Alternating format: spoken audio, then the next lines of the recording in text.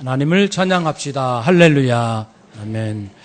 우리 또 한 주간 믿음으로 소망, 하나님께 소망 두며 살아오신 우리 성도님들 서로 격려하며 인사합시다. 한 주간 수고 많으셨습니다.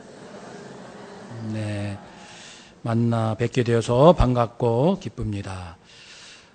한 주간 잘 지내셨지요? 예, 가정에서, 직장에서, 또 사람들의 만남에서 점점 새로워지는 영성을 가지고 우리가 살 줄로 기대합니다. 리더십, 우리 오늘이 세 번째입니다. 세 번째로 리더십을 일단 말씀을 마치겠습니다. 우리가 리더십을 관심 갖는 것은 우리 사회가 너무 혼란스럽고 어른도 없고 선생도 없고 본이 될 만한 사람도 별로 없는 것 같고 그런 답답한 속에서 그럼 나는 뭐지? 나는 뭐야? 라는 생각을 우리는 하게 될 겁니다. 우리는 그리스도인입니다. 그래서 그리스도인은 이 대한민국 오늘의 현실에서 학생은 학생대로 직장인, 사업하시는 분, 가정주부 모든 사람들이 자기 위치에서 어떻게 리더십을 발휘하는 것이 하나님께서 원하실까? 그것을 고민하는 말씀을 오늘 세 번째 하게 됩니다. 제목은 충성 리더십입니다. 한번 따라합시다. 충성 리더십. 세상에서는 충성 별로 안 좋아합니다. 국가의 충성. 옛날에는 굉장히 좋은 가치였고 또 덕스러웠는데 요즘은 내가 왜 국가에 충성해? 이런 사람들도 점점 많아지는 것 같아요. 내가 왜 누구에게 순종을 하고 그래서 순종과 충성이라는 정말 위대한 이 신앙적 개념이 세상의 인간의 불의함으로 이것이 혼탁해져 가지고 성경 안에 있는 이 하나님께 충성하고 하나님께 순종하는 것마저 그리스도인들이 소극적이고 하나님께 충성하고 순종하기보다는 내가 원하는 것을 세워놓고 하나님께서 내 인생에 도우미가 되어주셔서 도와주셨으면 좋겠다. 이런 식으로 신앙이 변질되고 있어요. 지금 변질되고 있잖아요. 그래서 이거를 막아야 됩니다. 본래로 돌아가야 됩니다. 가정과 개인과 국가, 이 어려움을 풀 수 있는 방법, 그걸 잘 풀면 리더십이 있다고 해요. 목표를 세워놓고 조직원들, 구성원들을 잘 설득하고 동기부여하고 격려해서 잘할 수 있도록 환경을 조성해줘서 그 목표로 함께 갈 수 있게 하는 능력, 리더십. 그러나 세상에서 말하는 리더십하고 하나님께서 말하는 리더십은 같은 부분도 있지만 근본이 다릅니다. 이미 앞 두 주에서 말씀드렸고 오늘 충성이라는 부분도 마찬가지입니다. 먼저 우리 본문을 통해서 우리가 살펴봅시다. 이스라엘 백성들이 어려움을 겪을 때가 참 많았습니다. 애굽에 430년 종살이를 하고 있었어요. 그래서 살기 힘들어서 하나님께 울부짖었습니다. 너무 살기 힘들다고. 하나님께서 그 부르짖음을 들으셨어요. 그래서 이 땅에 내려오셔서 하나님께서 모세를 세우시고 지도자지요. 모세를 통하여 고통당하는 내 백성을 구원하리라 말씀을 하십니다. 그러나 상대는 애굽의 왕입니다. 만만치 않습니다. 그는 현실적인 이 물질과 명예와 권력을 가진 자입니다. 그런데 모세는 아무것도 갖고 있지 않는 자입니다. 그러니까 애굽의 왕이 모세의 알기를 우습게 여길 만도 하지요. 이런 상황에서 하나님께서 어떻게 개입하시고 어떻게 문제를 풀어 가시는가가 오늘 대한민국 갈 길을 우리가 깨달을 수 있을 것입니다. 하나님께서는 모세를 부르셨잖아요. 모세는 그런데 정말 너무하게도 하나님 앞에 7번 나는 못합니다. 다른 사람 알아보세요. 나는 이것이 부족하고 저것이 부족한 사람입니다. 7번이나 하나님 앞에 반항을 했습니다. 저항을 하고 불순종하고, 그런 하나님의 인내심을 가지시고 계속해서 방법을 또 제시하시고 대안을 마련해 주시고, 네가 어떤 걸 힘들어하면 내가 뭔가 도울 것을 만들어 주겠다 하면서 계속 끌고 오신 거죠. 하나님의 리더십 아닙니까? 지금 고통당하는 이 백성들의 살기를 모세라는 지도자를 통해서 하시지만 사실은 그 배후에 하나님의 리더십이 있는 거예요. 하나님께서 모든 것을 계획하시고 인내심을 가지시고 여러 가지 방법을 제시하시면서 모세를 달래고 또 달래셔서 이제 그가 바로 왕과 맞서게 하셨지요. 물론 자기는 힘이 없어요. 하나님께서 하신 대로 하라 하신 대로 한 겁니다. 10가지 재앙이 내렸고 바로 왕은 겁을 먹었고 내보냈죠. 너희 백성들 원하는 대로 가라. 그래서 필요한 물품도 다 실어서 보냈습니다. 그런데 이스라엘 백성들이 이제 도망치는 게 아닙니다. 당당하게 출애굽. 우리 그리스도인들은 도망치는 인생이 아닙니다. 당당한 인생입니다.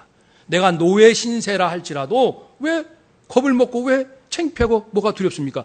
만군의 여호와 하나님이 계시는데, 노예 신분이라 할지라도 내가 자유를 얻을 때는 하나님의 능력으로 보란 듯이 오히려 내가 더 존경과 권위 가운데 노예에서 해방되는 겁니다.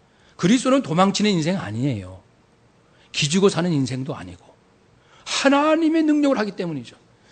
그렇게 해서 출애굽을 했습니다. 해가지고 한 200~300만 명 되는 무리가 이동하는데 하나님께서 좀 이상한 말씀을 하셨어요. 모세에게. 모세야, 너희 백성들을 데리고 바닷가로 가라. 바닷가로 가서 진을 쳐라. 사실 바닷가는 위험하지요. 특별히 환란과 재난 시대에는 바닷가는 위험합니다. 그래서 미국의 캘리포니아 서쪽이랄지 이렇게 모든 세계의 대도시가 바닷가 근처에 있습니다. 인천, 상해, 도쿄, 부산. 그러나 환란과 재난 시대에는 바닷가가 위험합니다. 그걸 우리가 좀 참고할 필요는 있습니다. 하나님께서 그 위험할 수 있는 바닷가로 가라 하십니다. 모세는 영문도 모르지만 하나님이 어떤 분이신지 알기 때문에 바닷가로 가자. 도착했습니다. 그런데 뜻밖의 일이 일어납니다. 순순히 내보내였던 이 바로왕이 변심했어요. 속이 상하다 이거죠.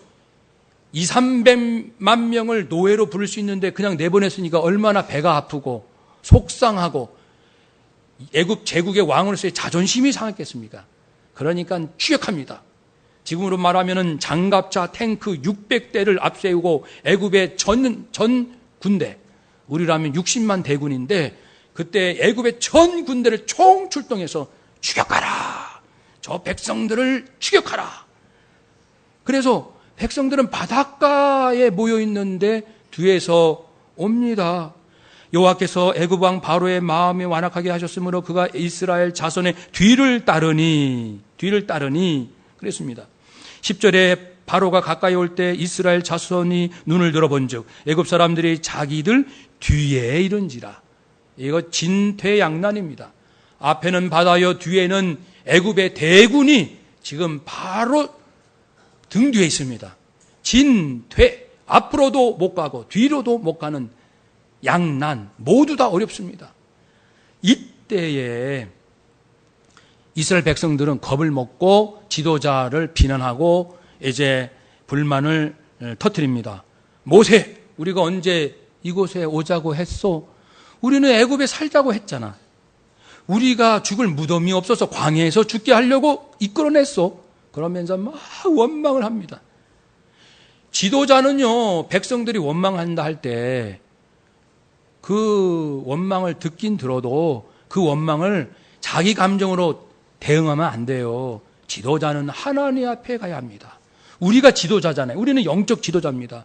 이 대한민국이 어려울 때 우리 그리스도인들이 하나님 앞에 기도하는 시간이 많아야 되는데, 여러분 세월호 사건 이후로 우리나라가 이처럼 어려운데 얼마나 기도해 보셨어요? 나라를 위해서? 그전보다 기도의 시간이 좀 늘어났습니까? 좀 더 애타는 마음으로 기도가 되던가요? 아니면은 나 살기 바빠서 나라를 위해서 거의 기도 안 했어요? 이렇게 된 겁니까? 그러면 지도자 위치를 상실합니다. 지도자로서 행해야 지도자의 위치가 유지되는 거거든요. 그러므로 이제 모세가 백성들의 이 저항 앞에 말합니다. 13절, 너희는 두려워하지 말고 가만히 서서 여호와께서 오늘 너희를 위하여 행하시는 구원을 보라. 두려워 말라. 하나님의 구원을 보라.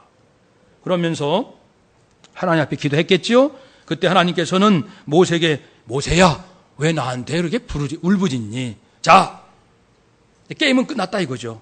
하나님 안에 계획이 있다는 겁니다. 15절, 이스라엘 자손에게 명령하여 앞으로 나아가게 하라. 나아가라. 앞으로 바닷속으로 들어가라. 한번 따라합시다. 바닷속으로 들어가라. 이게 하나님 말씀입니다, 지금. 이 말씀을 모세가 어떻게 백성들에게 전할 수 있냐고요. 들어갔는데 아무 일이 일어나지 않으면 모세는 그 지도력을 상실할 것이고 그 창피는 말할 것도 없고 이러한 상황들이 우리 인생에 많습니다. 그렇지만 모세가 그렇게 하겠습니다 라고 했던 것은, 그리고 또 하나님께서 말씀하죠. 이제 바다를 향하여서 지팡이를 든 채 손을 내밀어라. 바다를 향하여 손을 내밀어라. 그리하면 바다가 갈라지리라. 그것을 믿을 수 있었던 모세, 여기에서 모세의 리더십이 있는 거예요. 계산을 해보니까 그건 불가능하옵니다. 그거는 이 일반 자연 이치에 맞지 않습니다 라고 할 수도 있지만, 그러면 하나님의 리더십은 발휘가 안 됩니다. 인간의 합리적 리더십 안에서만 움직여지고 하나님의 리더십은 절대 발동이 안 됩니다. 하나님께서 우리 이 땅에 오셔서 계속 개입하시는 목적은요, 너희들 가지고 있는 불완전 하나마 양심, 그리고 불확실 하나마 그 이성, 양심과 합리적 이성으로 살아보려고 하는데, 나 만군의 여호와는 만왕의 왕이요 와만주의 주시니라. 내가 이 땅의 주가 되시느니라. 이걸 말씀하고 싶으신 거예요, 하나님께서요. 그래서 우리가 지난 한 주간 동안 직장생활 하셨죠? 학교에서 공부하셨죠? 그걸 하면서 그 어떤 목표를 달성했습니까? 프로젝트를 잘 달성했습니까? 실적이 올랐습니까? 건수를 많이 올리셨습니까? 기분 좋습니까?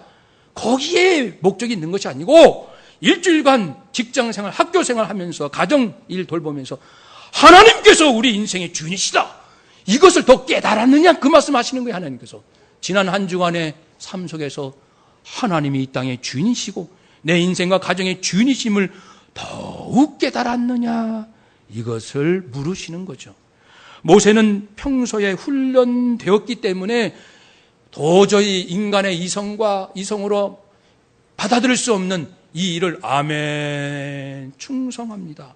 백성들에게 향해서 이제 그 바다를 향하여 지팡이를 든 채로 손을 들고 명령하여 백성들이 가게 합니다. 충성함으로 손을 들었더니 정말 놀랍게도 바다가 갈라집니다. 그래서 그 바닥이 육지가 마른 땅이 됩니다. 큰 동풍이 불어서 마른 땅이 됩니다. 백성들이 그 안에 지나갑니다. 야, 세상에 살다 이런 일도 다 있구나 그랬을 겁니다. 그래가지고 영화 같은 데 보시면은 홍해바다 건넌 장면, 그리고 그 바다 물은 벽을 이루어서 물이 바로 있으나 이렇게 함몰하지는 못한 채로 벽을 이루고 있습니다. 그 뒤를 따르는 애국 군대 우리도 추격하자 따라갔죠. 그때에 하나님께서 또 한 번 명령하십니다. 26절 우리 함께 읽읍시다. 여호와께서 모세에게 이르시되 내 손을 바다 위로 내밀어 물이 애굽 사람들과 그들의 병거들과 마병들 위에 다시 흐르게 하라 하시니. 아멘. 이제는요, 다시 손을 내밀어라. 그러면 물이 합쳐질 것이다. 이것도 믿기 어렵지요. 그러나 모세가 믿을 수 있었던 것은 하나님 그분에 대한 신뢰가 그전부터 차곡차곡 쌓였기 때문이지 하루아침에 믿음이 커지지 않습니다. 하루 한순간에 하나님이 도와주실 수는 있으나 믿음이 커지는 건 아니에요. 그런 경우도 정말 있긴 있을 수 있겠지요. 하나님은 그걸 요행으로 바라지 말라 하십니다. 날마다 매 순간마다 하나님을 얼만큼 신뢰하고 하나님께 얼마나 순종하며 사는지 그것을 말씀하시는 것이죠. 그래서 모세가 손을 내밀었더니 백성들은 다 빠져나왔는데 이제 애굽 군대가 추격하였죠. 그 애굽 모든 그 마병 부대와 보병 부대가 전부 물이 다시 합치니까 수몰되었습니다. 완전히 다 덮으니 하나도 남지 아니하였더라. 이것이 모세의 리더십입니다. 여러분, 여러분의 직장 생활에서는 왜 이런 리더십이 발휘가 안 됩니까? 하나님은 여러분의 회사에 안 계십니까? 여러분의 학교에는 안 계십니까? 여러분의 가정에는 하나님이 안 계십니까? 하나님의 뜻이 거기에는 미치지 못합니까? 교회에만 있습니까? 선교지에만 있습니까? 아니죠. 하나님은 온 땅의 주인이십니다. 이제 우리가 해야 할 것은 눈을 열어서 하나님의 리더십을 받아야 된다는 것. 대한민국 살리려면 그리스도인들이 정치, 경제, 사회, 문화 모든 각계각층의 그리스도인들이 얼마나 많습니까? 높은 지위에도 있고 중간쯤에도 있고 낮은 지위에도 있을 거예요. 그건 상관없습니다. 하나님께서 말씀하신 대로 행하면 놀라운 일들은 구석구석에서 일어나기 마련이니까. 그러므로 세상 보시고 한탄하지 마십시오. 내가 뭐하고 있나? 정신 차리십시오. 내가 있는 이곳에 왜 하나님은 나와 함께하지 아니하신가? 함께하지 않는 것이 아니시죠. 하나님의 음성에 귀를 기울이지 않는 거예요. 모세처럼 신뢰하지 않는 거예요. 내 생각에 맞아 떨어지면 하고 아니면은 하나님이 100번 1000번 말씀하셔도 다 거절하는 거예요. 그러니 무슨 리더십이 발휘가 되겠습니까? 대한민국의 앞날에 무슨 희망이 있겠습니까? 여러분, 살 길은 하나님께 있습니다. 이렇게 모세가 당한 형편을 사자성어로 하면 진퇴양난이 됩니다. 이스라엘 하나님께서 세우셨을 때가 아브람 부르셨을 때예요. 그리고 예수님 오심으로 끝났습니다. 예수님 오셔서 새 이스라엘이 시작됩니다. 그러면 그 기간이 2000년입니다. 아브람부터 예수님 직전까지 2000년 이스라엘의 역사 가운데 하나님은 어떻게 역사하셨는지 제가 말씀을 빠른 속도로 드리겠습니다. 다음 주 주부에 자세히 드리니까 감만 잡으세요. 흐름. 2000년 동안 하나님은 어떻게 하셨더라. 먼저요, 성경에 기록된 역사가 있잖아요. 그 역사의 순서만큼은 우리가 외우면 좋을 것 같습니다. 한번 따라 합시다. 창조시대, 족장시대, 출애굽 광야시대, 가나안 정복시대, 사사시대, 통일왕국시대, 분열왕국시대, 포로시대, 포로귀환시대, 예수님시대, 초대교회시대. 여기까지가 성경의 역사입니다. 그러면 족장시대부터 아브라함을 부르셨죠? 하나님께서 아브라함을 부르셔서 너는 너의 고향 친척 아비 집을 떠나 미련을 버려라. 이것이 그리스도의 리더십이에요. 하나님께서 떠나라 하면 미련 집착을 버려라. 그러나 그가 갈 길은 뭡니까? 히브리서 11장 8절 말씀에 믿음으로 아브라함은 부르심을 받았을 때 순종하여 장래의 유업으로 받을 땅에 나갈새 갈 바를 알지 못하고 예측 불허입니다. 예측. 사자성어를 잘 기억해 보세요. 예측 불허. 족장들의 역사는 예측 불허의 인생입니다. 아브라함, 이삭, 야곱, 요셉. 자기 앞날 한치 앞을 알 수 없는 예측 불허의 시대입니다. 그러나 아브라함은 하나님께 순종하여 장래 기업으로 받을 땅으로 나아갈새. 예측 불허지만 하나님 따라가면 갈 곳으로 갑니다. 700년이 지나 모세 오늘 본문에 왔어요. 그래서 진퇴양난이지만 순종하여 이 홍해를 잘 건넜습니다. 또 40년이 지나 가나안 정복 시대. 여호수아가 드디어 가나안 땅을 정복합니다. 여호수아 6장 2절 7절 에서 말씀, 여호와께서 여호수아에게 이르시되 보라 내가 여리고와 왕과 용사들을 내 손에 주었으니 너는 모든 군사로 이렇게 하라 지시를 내렸어요. 여리고 성을 정복하라. 여리고 성은요, 아마 세계에서 가장 오래되고 강한 도시 중에 하나가 여리고성입니다. 근데 이스라엘 백성은 군사들이 아니에요. 할아버지 할머니부터 젖먹이부터 그냥 평범한 백성들이에요. 노예들이에요. 물론 노예 생활에서 이 근력은 강화되고 기력은 있습니다만은, 그러나 군사적 훈련 받지 않은 사람들입니다. 그들이 여리고성과 맞서 싸운다는 것은, 이것은 난공불락입니다. 난공, 공격하기 어렵고 불락, 함락하기 불가능하다. 여리고성은 즉 그 가나안 정복 시대 그 기간 내내는 난공불락의 연속입니다.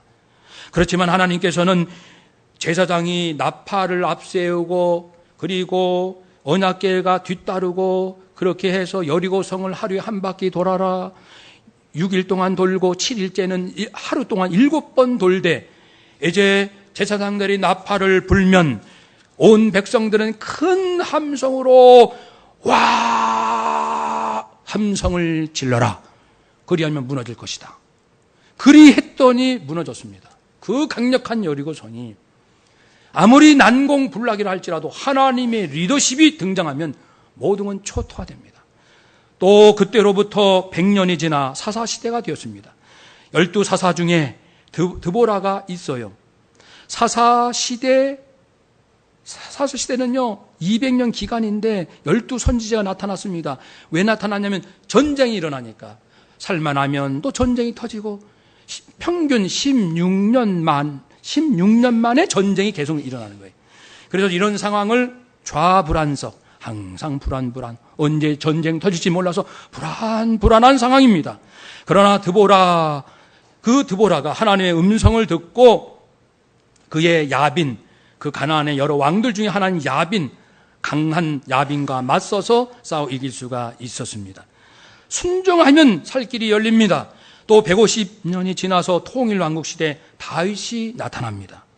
다윗이 사무엘하 5장에서요 전쟁 2번 치르는데 그 대상은 또 강하기로 유명한 블레셋 군대입니다.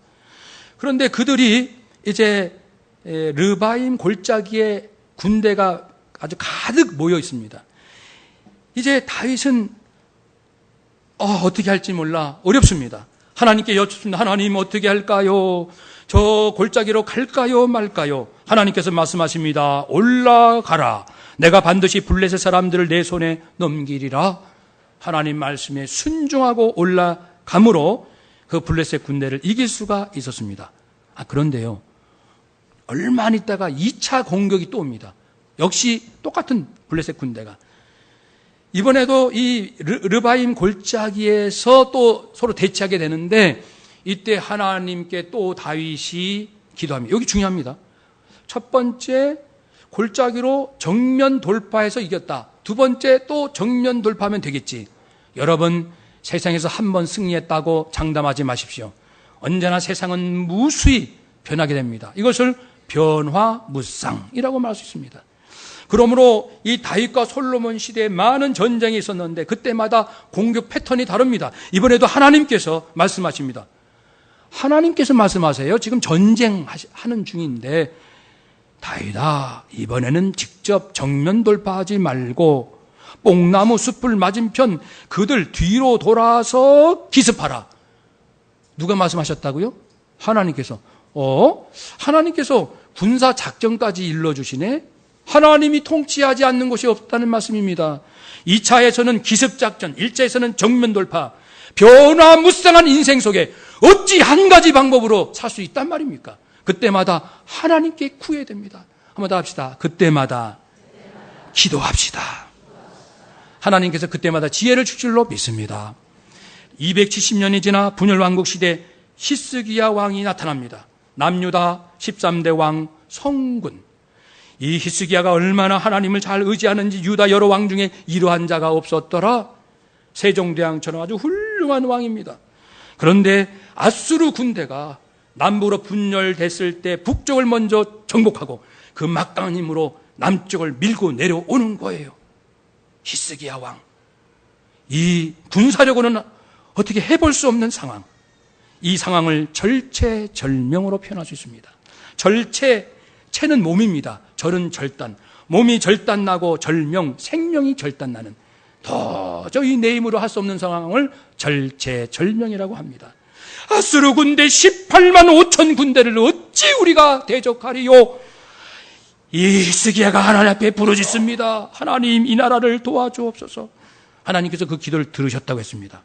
하나님께서 그 기도를 들으시사 이사야 선지자를 보내셨고, 그래서 이사야로 말을 통해서 하신 말씀이 뭐였습니까? 히스기야야, 아수르 군대가 너희 쪽으로 화살도 쏘지 못하고 방패로 성을 향하여 세우지도 못하고 토성을 쌓지도 못하고 오던 길로 돌아가지도 못할 것이다 말씀했습니다. 아니나 다를까 그날 밤 하나님께서 천사를 보내셔서 18만 5천 아수르 군대가 그날 밤에 완전히 초토화됐습니다. 천사가 나타났습니다. 이스라엘 1967년 6.1 전쟁 때 아랍의 1억과 이스라엘 싸울 때도 천사가 나타났습니다. 이스라엘 장군의 간증에 들을 수 있습니다. 인터넷 보면 나옵니다. 유튜브. 지금도 천사가 버젓이 있습니다. 역사합니다. 사랑하는 여러분, 그러므로 아무리 절체절명의 위기가 온다 할지라도 해결책은 하나님께 있어요. 또 100년이 지나 포로 시대 에스겔 선지자에게 예수님이 나타나십니다. 이스라엘 백성들이 계속 범죄함으로 하나님께서 그들을 포로로 가게 하셨습니다. 그러나 에스겔 선지자를 통해서 이제 말씀합니다. 에스겔아, 네 백성, 내 백성들에게 일러주어라. 왜 이렇게 오랫동안 고난을 당하는지. 그것은 너희들이 나 여호와께 범죄함이니라. 범죄하고도 회개치 않음이니 너희는 백성에게 회개하라 전하라. 회개하라 전할 때 그들이 회개하면 그들도 살고 전하 너도 살 것이요. 네가 전했지만 그들이 회개하지 아니하면 그들은 망할 것이고 전하 너는 살 것이니라. 너는 가서 전하라. 그러니까 이스라엘 백성들이 포로 생활하면서도 정신 못 차리니까 하나님께서 선지자를 통해서 강력하게 경고해 주시면 이것을 뭐라고 표현할 수 있습니까? 중대기로. 나라의 운명이 중대기로에 서 있는 거예요. 하나님께서 에스겔을 통하여 말씀을 주셨고 이스라엘 백성들이 하나님 앞에 온전한 모습으로 돌아오진 못했지만 하나님께서 후한 점수를 주실 만큼은 되었습니다. 또 54년 지나 포로에서 귀환합니다. 고레스 왕이 나타납니다. 지금 이스라엘 백성은 포로로 끌려가서 바벨론 땅, 주인이 밖에서 페르시아 제국 밑에 노예 포로 생활하고 있었는데 이제 하나님께서 때가 되면은 곧또 예루살렘으로 돌아가서 성전을 다시 세우리라 선지자를 통해서 말씀해 주셨는데 아무리 이스라엘 백성들 생각으로 올 때 아니 지금 고국 땅은 성전, 성벽 다 불타서 회파되고 그리고 뭐 엉망인데다 우리는 포로 신세 뭐 식량 있습니까? 권력 있습니까? 무기가 있습니까? 이런 상황에서 무슨 하나님의 약속이 보이지가 않는 거예요. 어떻게 이런 우리가 예루살렘 성으로 들어가서 다시 성전을 세울 수 있단 말입니까? 이것을 속수무책. 아무리 생각해도 대책이 없는 거예요. 주께서 말씀은 하셨으나 인간적인 대책은 없어요. 그러나 하나님께서 놀랍게도 이스라엘이 아니라 그들을 통치하고 있는 그 페르시아 제국의 왕 고레스 왕을 흔들어요. 여러분 나중에 북한에서 핵무기를 위협하면 때가 되면 하나님께서 김정은 마음을 한번 흔드시면 게임 끝이에요. 김정은 마음에게 불안한 마음을 팍 주면요 사람이 아무리 강해도요 자기 죽음 앞에서 다 무너집니다. 예, 하나님 한번 나타나시면 이 세상에 어떤 지구상의 누구도 꼼짝 못하죠. 고레스가 하나님 음성을 듣네요. 이방인이지만 들으면서 덜덜 떱니다. 그러면서 백성들에게 말합니다. 여봐라, 하나님께서 내게 나타나셨고 하나님의 백성인 유다 백성들을 예루살렘으로 보내어 성전을 건축하라 하셨느니라. 너희들은 어서 떠나라. 너희가 필요한 금과 은과 모든 성전에 필요한 기물들 성전 궁중 창고에 있으니 마음대로 퍼가라. 어서 떠나거라. 여호와께서 내게 말씀하셨는데 너희들을 보내라 하셨느니라. 와, 손 하나 안 쓰고 대접받고 나가요. 그리스도인은요 노예 신세라 할지라도 당당합니다. 나올 때는 받을 거 다 받고 나옵니다. 금도 받고 은도 받고 후한 대접도 받고 이렇게 보호받는 르메가 나올 땐 그랬죠. 군사까지, 페르시아 제국에서 군사까지 보내면서 보호받으면서 딱 포로에서 귀환합니다. 그런 인생 살고 싶지 않으세요? 하나님이 죽으셨나요? 2000년 전에 하나님이십니까? 지금도 우리 직장 안에 계십니다. 한번 더 합시다. 하나님은 지금도 내 마음 속에, 내 가정 속에, 내 직장 속에 계십니다. 아멘. 예수님 시대가 되었죠. 500년 지나서 예수님은 못 고치신 병이 없었어요. 불치, 난치, 불치병, 난치병 다 고치십니다. 그리고 성령님이 오셔서 초대교회 사도 바울의 그 성령 선교 역사를 보면은 선교는요 오리무중이에요. 도대체 어느 나라로, 지금 우리 황성우 선교사님이 오리무중이에요. 추방됐다가 관광비자로 지금 그 카자흐스탄의 옆 나라에 갔어요. 그 나라로 지금 못 들어가고 앞날을 알 수가 없어요. 카자흐스탄에서 선교하게 될지 아니면 국미경 집사님 다시 빠져나와서 카자흐스탄에서 하게 될지, 완전히 선교는요 한치 앞을 알 수 없는 오리무중. 오리라는 것은 심리 절반, 오리 2km 안에 짙은 안개가 있어서 볼 수가 없다는 겁니다. 오리무중. 그러나 성령님께서 바울에게 나타나셔가지고 아시아로 선교하지 말라, 환상 가운데 누구죠? 마게도냐 사람들을 환상 중에 나타나게 해주셔가지고 마게도냐로 선교 방향을 바꾸게 합니다. 이런 인도하심이 없으면 선교할 수 없어요. 목회할 수 없어요. 우리 인생 살 수 없습니다. 사랑하는 여러분, 마지막 주신 말씀이 있는데 요한계시록 3장 19절 20절 보시면은 이제 주님 오시기 전에 이 땅 교회의 모습이 이러하다 라오디게에 주신 말씀 중에 너희들이 도무지 뜨겁지도 않고 차갑지도 않는구나. 뜨겁던지 차갑던지 하라. 미지근하면 내가 너희를 토해내리라. 한국교회 계속 이 상태로 가면 토해내리라. 최후 통첩. 그래서 저도 두렵고 우리도 두렵습니다. 하나님께서 말씀해 주셨기 때문에 한국교회 마지막 때에 하나님을 제대로 믿으라 그겁니다.